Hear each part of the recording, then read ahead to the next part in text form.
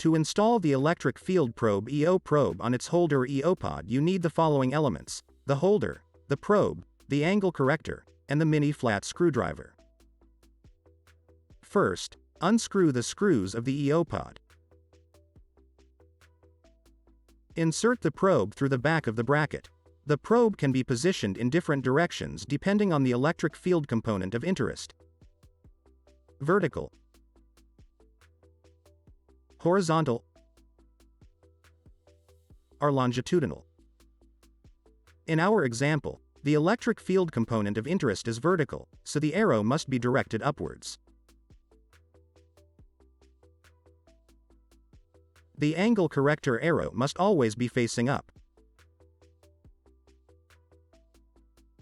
Insert the angle corrector with the probe to the stop and tighten the screw with a low torque thanks to the mini screwdriver provided.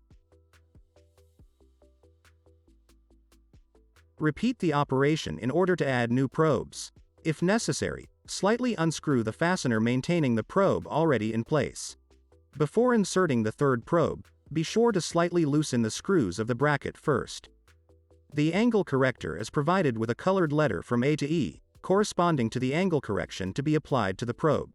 This correction index is indicated on the fiber optic patch cord nearby the optical connector of the probe. The letter corresponds to the type of angle corrector while the number indicates the EO sense channel to which the probe has to be plugged in.